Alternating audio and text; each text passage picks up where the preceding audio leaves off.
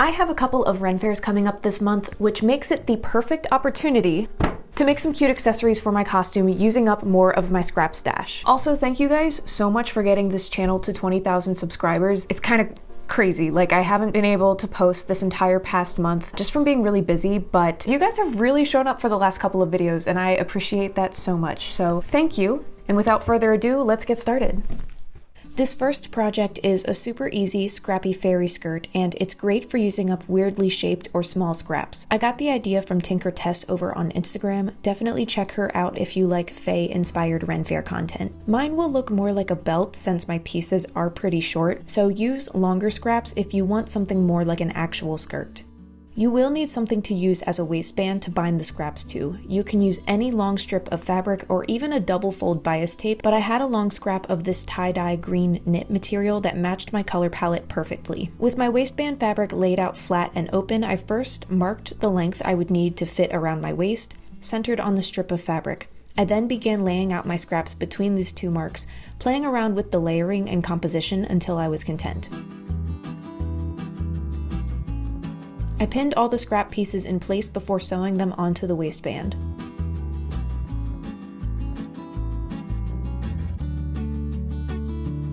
Before I could finish the waistband, however, I realized I needed the ends of it to be a bit longer for tying, so I added a bit more of the tie-dye fabric to the ends from what remained of my scrap pile. With the waistband ties lengthened, I then folded over the top edge of the waistband to sandwich in all the scraps and top stitched directly over this. Sewing through all kinds of different fabric types and thicknesses meant the inside of the waistband turned out a little ugly, but it looks perfectly fine to me from the outside. Besides, it's a scrap skirt. It's more fun if it looks a little rough, like some little forest fairy hand-stitched it in a tree hollow.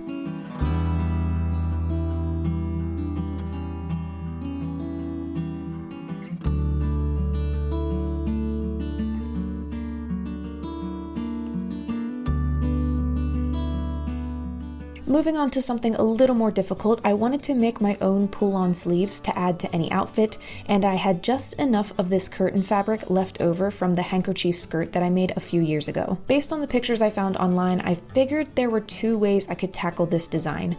Either one long straight side of the fabric attached to an elastic with a huge U shape for the sleeve, or more of a rounded trapezoidal shape, where the fabric angles away from the elastic before curving along the bottom. I decided to try this latter approach. First and most importantly, I measured the distance around my arm where I want the sleeves to sit, just above the widest point of my bicep. This is really the only specific measurement that you will need for this project. I could then lay out my fabric pieces and begin cutting out my shapes. Now, don't ask me what the exact math I used was besides my arm measurement, because I have no idea, and I was kind of just making it up as I went along based on what looked and felt right. I do know, however, that I started by making a diagonal cut from one side of the fabric toward my top edge at a fairly obtuse angle. The longer you want your sleeve, the more obtuse the angle should be. I then made a second diagonal cut using the same length and angle on the other side of the fabric, making sure that the top edge of the fabric was the length of my arm circumference. Once these straight cuts were done, I rounded out the bottom of the fabric, just eyeballing it until it looked good enough. I decided to finish the edges of my sleeves with a rolled hem, figuring it would add the least amount of bulk, but you could also do a narrow hem on a regular sewing machine, or just add a stay stitch, whatever works best for your fabric.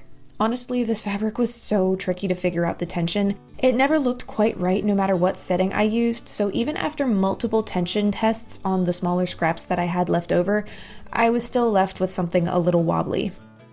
I then cut two pieces of elastic, each an inch longer than my arm measurement. I marked 2 inches in from each side where I wanted my fabric placement to line up. Again, these were all just semi-educated guesses, knowing that I would need a little extra elastic for where it connects, but also knowing that it was likely to stretch a little bit while attaching the fabric, since the elastic that I had available to me is very soft and easily stretches. I first attached the fabric to the elastic with wrong sides together, making sure the top edge of the fabric didn't go above the top edge of the elastic.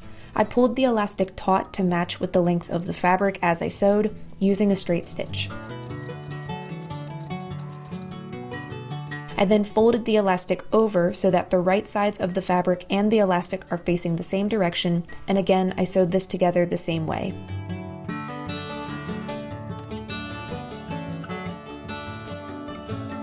To connect the ends of the elastic, I brought the ends together with right sides facing, leaving one end sticking out longer. Then on the inside of the band, I folded this longer end under itself to close it up.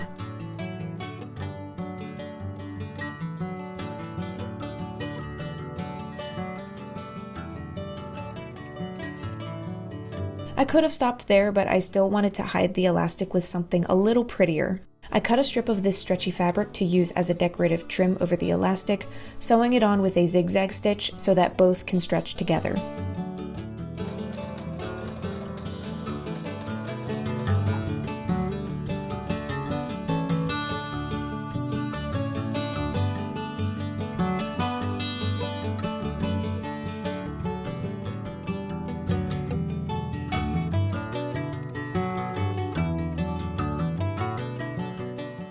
This last project was by far the most time-consuming and complicated, which is why I only got around to using the green fabric pictured here and will have to save my orange fabric for another time.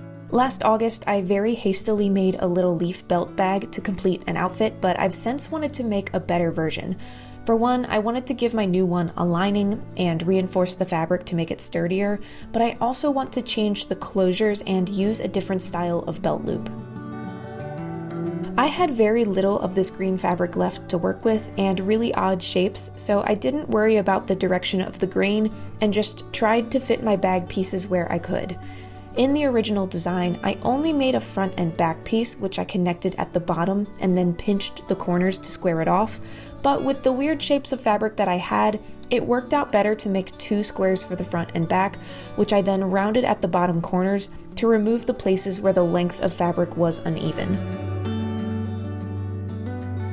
I cut a long strip of fabric about 3 inches wide to make the sides and bottom, cut 2 smaller rectangles for my belt loops, and I traced my leaf shape onto the largest piece of fabric I could manage.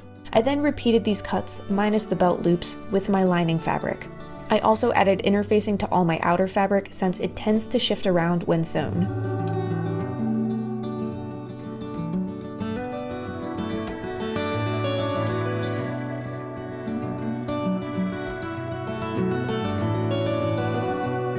I could then start attaching my pieces, starting with making my belt loops and connecting the long side strip to the front and back pieces.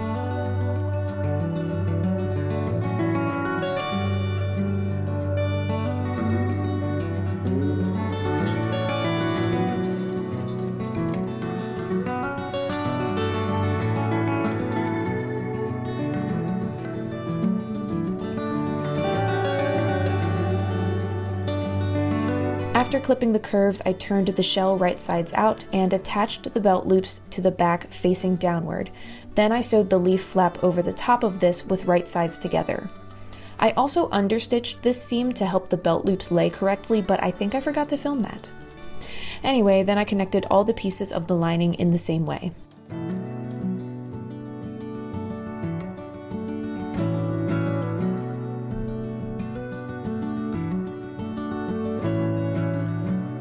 I attached the lining to the shell with right sides together along the top of the sides and front, but left it open at the back to flip everything right sides out.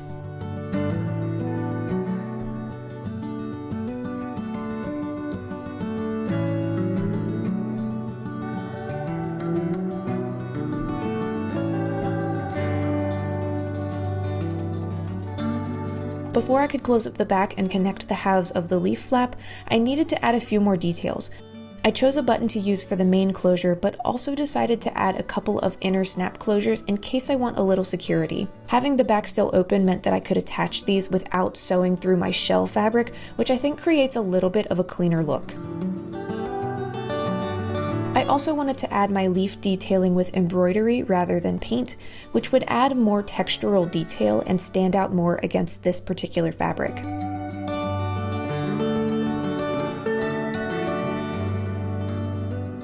After adding the snap closures and embroidery, I could finally sew shut my 2 leaf pieces. I left them laying flat with raw edges of the fabric exposed rather than tucking the edges in. This was just a personal preference. Before adding the buttonhole, I tested it first on a couple of scraps before moving ahead to the actual bag.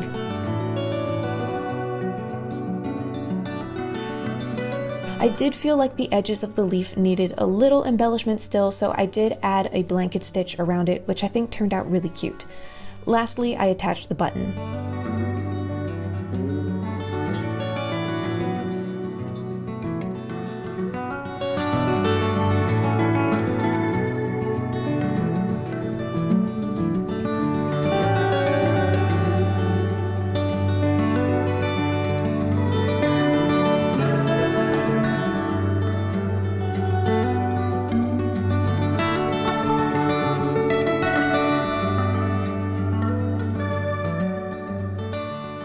Okay, these actually came out so cute. I'm really happy. I hadn't set out to do this video making things that would all work with the same outfit, but that's what happened and I'm not mad about it. The scrappy skirt is so fun to just add a little bit more layering and textures. These are so fun. I wasn't sure about them until I put them on with this outfit and then it was like, oh yep, nope, it makes sense, perfect. Especially since it matches the skirt. And I think I am most happy with this little bag. I've been hanging on to these scraps of this green fabric since I made a cloak out of it like 3 or 4 years ago. It's been a while, so I'm so happy to see this finally complete. It turned out a little bigger than I had anticipated, but that's not bad. We want more room to hold our things. And I really like this design, how it worked out, so I'll probably do the same thing with the orange fabric that I have left over, but probably try a different leaf shape on the front, maybe something more like a maple, but I'm gonna worry about that in the fall. I'm just really happy with how this all came together. So I hope that this inspires you to start making some of your own accessories for the Renfaire. Thank you guys so much for watching. A quick reminder, we do have 2 ongoing things that I would love your participation and input for. The collaborative project over on Instagram is still happening. Here is my little mood board, inspo board. I haven't been able to do updates for it this past month because, as I mentioned, it's just been chaotically busy, but it is still happening. I haven't forgotten about it, so do go over to Instagram if you want to participate in that. Some Sundays there's nothing because I don't have anything right now, but there will be Sunday evenings on Instagram. And the other thing I really want your input for is I would love for you to send me your thrift flip dilemmas. What is something that you would like to repurpose or alter or maybe just use the fabric from that's been sitting around but you're not quite sure what to do? I posted a link to a Google form in the community tab and I will put it down in the description of this video as well. I think it would be so fun to tackle those together and make a video out of that. I've gotten a couple answers already, but I just need a few more to make a full video out of. So don't forget to do that and also follow along on Instagram for this if you're interested. Thank you again so much for being here and watching. And just thank you again, everyone, for being here and showing up for this channel. It's been crazy to see the growth over the last year or so, and I really appreciate you guys being here. Happy crafting. See ya when I see ya. Okay, bye.